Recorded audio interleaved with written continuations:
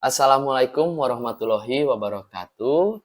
Salam sejahtera bagi kita semua. Perkenalkan, nama saya Fajar Ilham. Saya berasal dari Kabupaten Ciamis, Jawa Barat. Saat ini, saya sebagai guru yang aktif di SMA Negeri 3 Ciamis, sebagai guru bimbingan dan konseling. Qadarullah, saya juga diamanahi menjadi koordinator bimbingan dan konseling dan tim Komite Pembelajaran Sekolah Penggerak Angkatan 2. Pada praktik baik ini saya ingin berbagi Bapak Ibu bagaimana penerapan proyek penguatan profil pelajar Pancasila yang pernah diterapkan dalam hal cara mencegah, edukasi, dan menangani perundungan. Dan mudah-mudahan ini dapat menginspirasi Bapak Ibu. Karena penerapan P5 ini dilandaskan dari situasi di sekolah kami, Bapak Ibu, yaitu pentingnya menciptakan iklim sekolah aman.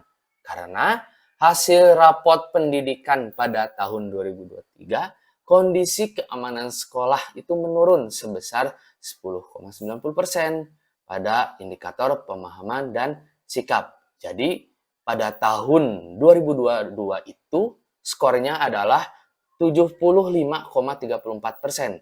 Nah, menurun jadi 67,13%. Ditandai dengan terjadinya perundungan di dalam dan luar satuan pendidikan. Kalau di luar berarti dengan sekolah lain, dan di dalam itu internal antar siswa teman sebaya di SMA Negeri 3 Ciamis.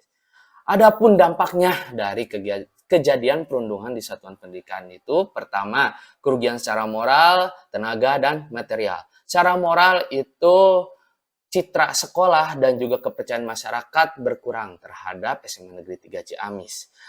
Secara tenaga itu perlu waktu dan juga melibatkan berbagai pihak untuk menuntaskan kasus dari perundungan. Secara material itu terjadi pengeluaran anggaran tidak terduga untuk dapat mengatasi atau menyelesaikan permasalahan perundungan di sekolah. Untuk pada peserta didik, yaitu peserta didik itu menjadi trauma, motivasi belajarnya rendah serta rawan drop out. Ditandai dengan apa? Siswa menjadi jarang hadir di sekolah setelah mengalami perundungan. Terus ada yang pindah sekolah dan ada malah yang tidak melanjutkan sekolah. Dan ini menjadi PR kami di satuan pendidikan. Nah, dari kejadian tersebut, itu sekolah tanggap dengan membentuk tim TPPK.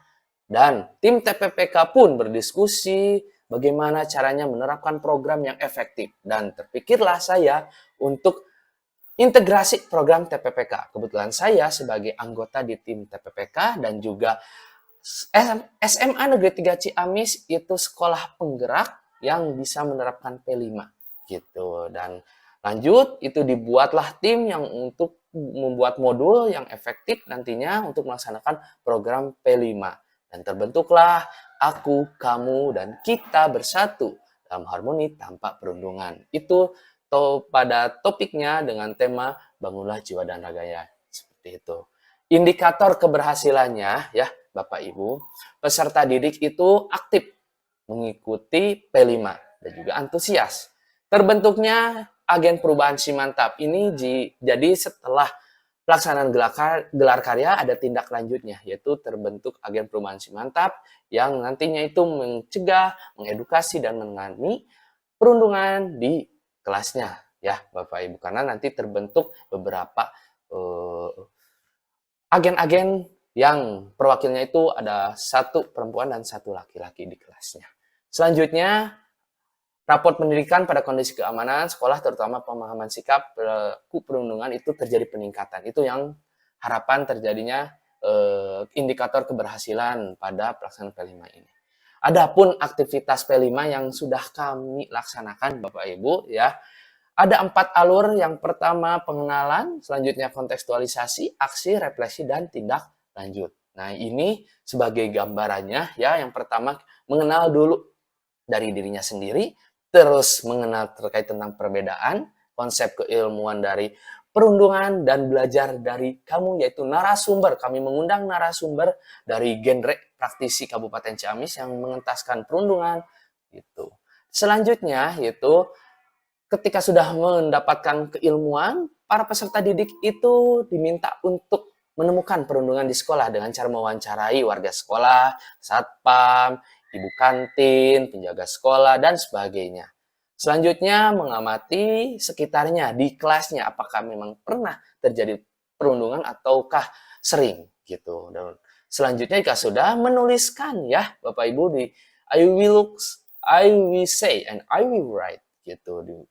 Jadi mencurahkan, mengekspresikan perasaan dan pikirannya di kertas terkait tentang hal-hal yang sifatnya perundungan itu seperti apa yang terjadi. Nah, selanjutnya ya, jika sudah mendapatkan keilmuan dan juga perbedaan dari setiap manusia dan juga sudah mendapatkan temuan-temuan di satuan pendidikannya, selanjutnya membuat sebuah poster ya karya dan juga short film yang dibentuk dari satu kelas itu 4 kelompok untuk satu poster yang berbagai posternya itu ada definisi, jenis-jenis, bentuk, macam-macam, serta cara pencegahannya. Selanjutnya, kalau yang short film itu dengan durasi maksimal 5 menit untuk dapat terlaksananya, ya, bagaimana cara mencegah, mengedukasi perundungan, seperti itu. Dan dilakukan pameran, segitu. Selanjutnya, ada di tahapan yang terakhir adalah aku siap berubah. Setelah berbagai tahapan, para peserta didik itu siap untuk berubah, untuk menjadi agen perubahan si mantap. Nah, di penilaian terakhir ini terjadi asesmen sumatif Bapak Ibu, yang nantinya itu sebagai dasar pertimbangan untuk mencegah, menangani, dan mengedukasi terkait tentang perundungan di satuan pendidikan. Ini dokumentasi aktivitas P5 yang pertama, yang paling kiri atas itu adalah penyamaan persepsi dan juga diskusi terkait penyusunan modul ya. Selanjutnya belajar dari praktisi genre ya. Terus yang ketiga itu adanya wawancara ya para peserta didik kepada berbagai guru, dan yang paling menarik adalah di sini para peserta didik itu ternyata mencurahkan kata-kata verbal yang bisa menjadi perundungan ya Bapak Ibu, dan selanjutnya di bawah itu ada dokumentasi nonton bersama, terus pameran poster dan juga penyematan pin ya. Agensi mantap ini diberikan pin dan selempang sebagai salah satu simbolik bahwasanya siap mencegah, mengedukasi dan menangani perundungan pada teman sebaya. Nah, ini tantangannya Bapak Ibu. Ada 3, menjelaskan dimensi elemen dan sub elemen. Dengan aktivitas P5 itu kami mengalami kendala, tapi alhamdulillah teratasi dengan diskusi dan kolaborasi efektif dengan tim P5 gitu. Selanjutnya, alokasi waktu pelaksanaan P5 ini meminta fasilitator kooperatif untuk membimbing peserta didik secara optimal. Itu solusinya seperti itu. Yang tadinya dari Wakasek itu minta 32 JP, nah saya mintanya 40 JP, tapi bisa terlaksanakan gitu. Selanjutnya, terbatasnya ruang aula dalam pemutaran short film. Nah, dijadikan beberapa sesi dengan durasi menonton short film ya, 45 menit. Nah, ini tindak lanjutnya yang kami laksanakan setelah P5 usai itu tidak berhenti di sana.